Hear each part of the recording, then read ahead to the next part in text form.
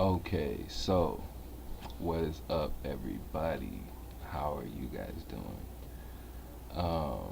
I'm feeling great. Been playing some Resident Evil 6 today, and I decided I'm gonna do a review for each campaign, um, because I can't just barrel through it and then like give you guys an impression of what the overall game is. I think it'd be better served just for that game because how each campaign seems to be paced really differently and laid out differently. To review each campaign, firstly, and secondly, it just works better for me because I work, I have kids, and I can't just. I don't nothing against people who can get down like that and just blast through a game in like a couple days. But like I said, I got other stuff going on, so I got to do it piece by piece. But I got Jake's finished. I'm working on Leon's right now. I did Jake first because I've played all the Resident Evils. Well, I'm not maybe not all of them, but I'm all of the numbered ones. Um, and I played with Jake, or not Jake, but I played with Leon. I played with Chris. I wanted to see what was up with Jake. Um, I would say my overall impression of the game thus far is uh, better than general mainstream reviews, um, especially like IGN. I don't think. Well, I don't think they're ever fair to any game at all. Like I don't know how they do any sort of rating or ranking, or I don't know how they I that's the well, I might do a video about that probably after I get done with this one and uploading it. I might actually just go make my IGN and like an IGN rant video or something, but I'm straying too far off the topic.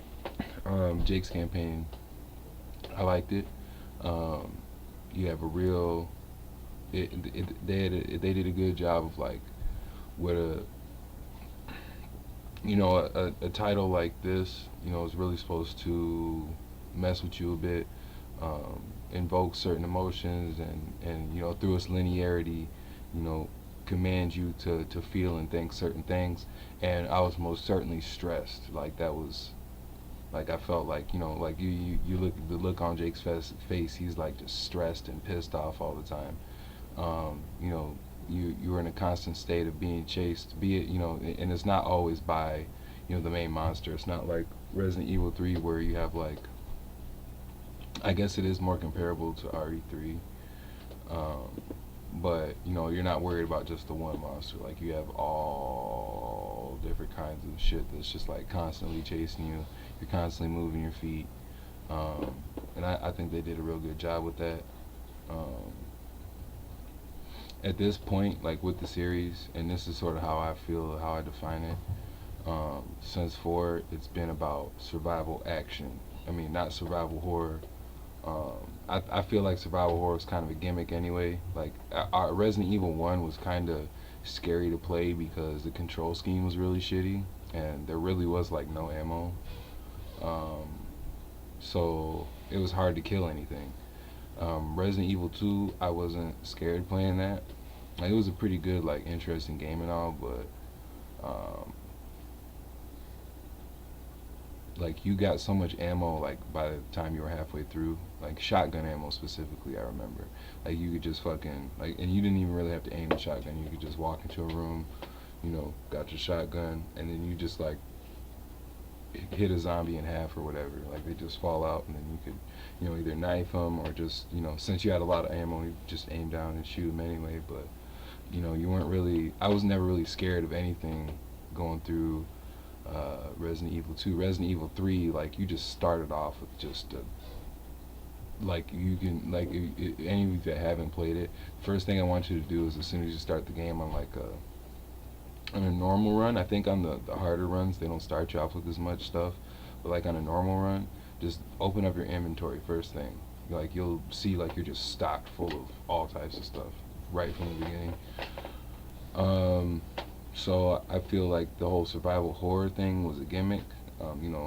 Eventually, I feel Silent Hill pulled that off better. It was more of a psychological thriller type deal.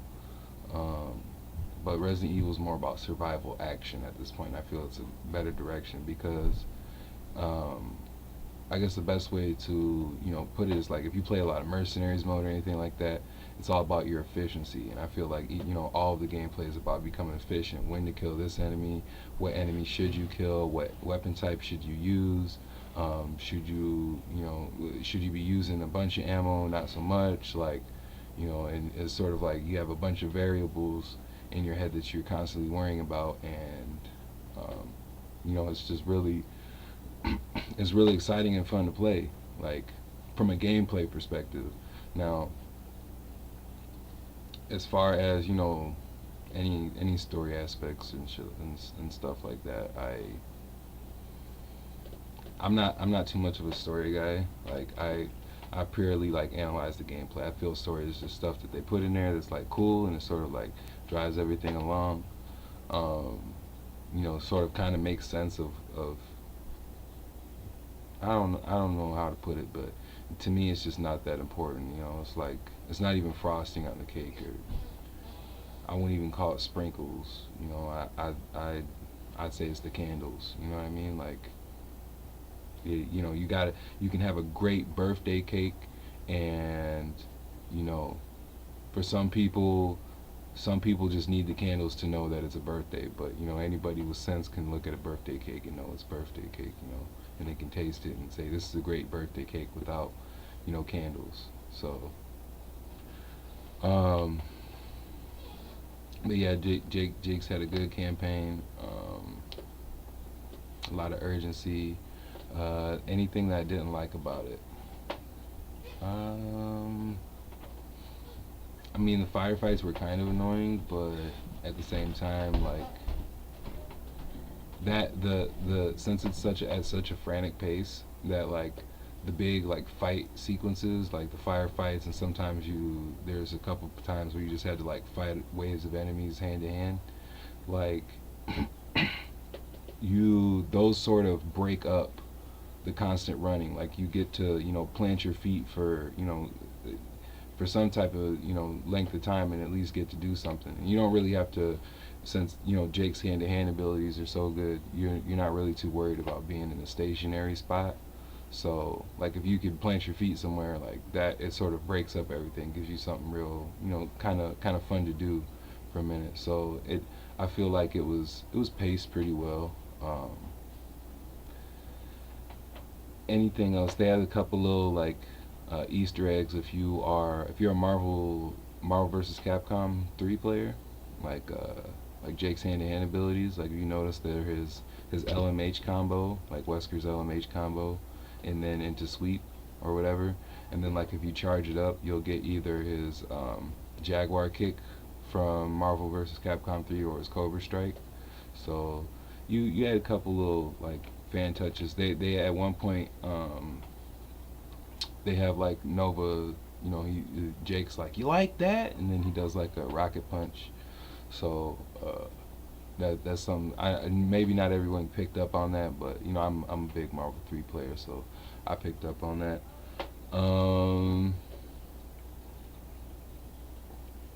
but yeah, I like it so far. If I had to give it, um, say a numbered score, out of say, oh, I mean, out of 10 is pretty fair. I'd probably give Jake's campaign like a 8.5, 8.25, something like that. Um, Leon so far, I haven't got all the way through it, but so far what I've played of it, it's a really great throwback to the pacing of the original games. So I'm looking forward to finishing that and getting that out for you guys. Um, but yeah, that's all I got as far as my review. Oh, sorry, yeah, the beer do that. But yeah, if you like my insight on this, please feel free to like, comment, and subscribe, and all that good stuff. You can always hit me up on Twitter too, at Cam Chaddick. I'll go ahead and type that out for y'all in the description below. But yeah, this is me signing off.